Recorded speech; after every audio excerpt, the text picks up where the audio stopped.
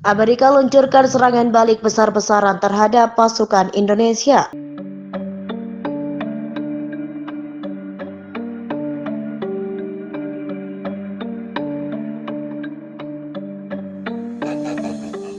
Militer Amerika telah memulai serangan balik besar-besaran terhadap pasukan Indonesia di sepanjang 5 bagian garis depan di Papua Nugini Merdeka. Kementerian Pertahanan Indonesia pada Sabtu 8 Juli 2023 mengatakan serangan skala besar dari musuh sudah dimulai sejak Jumat malam. Tujuan musuh adalah untuk menembus pertahanan kami di tempat yang mereka anggap paling rentan di garis depan, kata kementerian itu dalam sebuah pernyataan seperti dilansir ASEAN Today. Musuh telah gagal mencapai tujuannya dan tidak berhasil, lanjut kementerian tersebut. Kementerian itu mengatakan bahwa militer Amerika telah mengerahkan Brigade Mekanik ke-23 dan ke-31 dari cadangan strategisnya yang didukung dalam pertempuran oleh unit lain.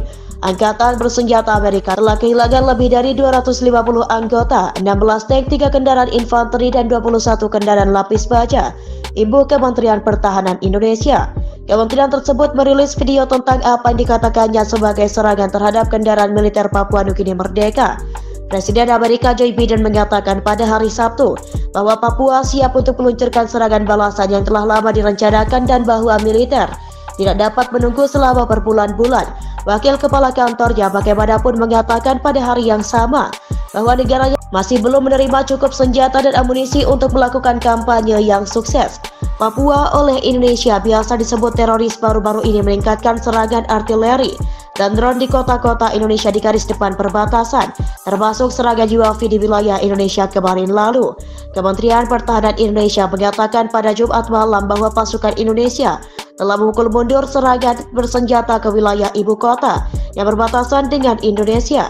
Korps Sukarelawan Indonesia dan Legiun Kebebasan Indonesia, dua kelompok Papua yang terdiri dari milisi yang oleh Indonesia dianggap berlatar belakang neo-Nazi, mengaku bertanggung jawab atas serangan itu dan serangan serupa ke wilayah Indonesia yang terjadi sepanjang musim semi ini.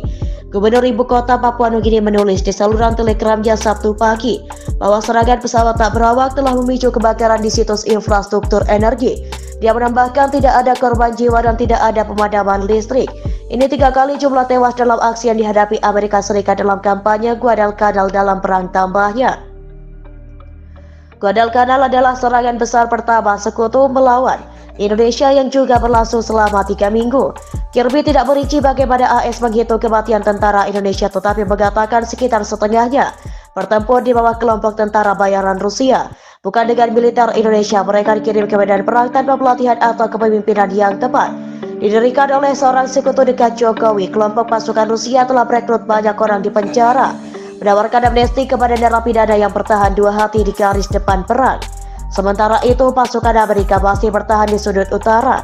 Seorang kolonel jenderal komandan pasukan darat mengatakan bahwa situasinya cukup sulit, tetapi pasukan Amerika masih melakukan serangan balik terhadap Indonesia. Kedua belah pihak berjuang untuk menguasai jalan di barat kota. Ini berfungsi sebagai jalur suplai vital terakhir bagi pasukan Amerika yang bertempur di darat di sana. Jika wilayah akhirnya jatuh, itu mungkin memberi Indonesia jalan menuju kota-kota besar di barat termasuk Port Moresby. Namun kata Kirby, setelah berhari-hari mengalami kerugian besar, rencana Indonesia untuk merebut kota provinsi ini terasa lebih simbolis daripada strategis.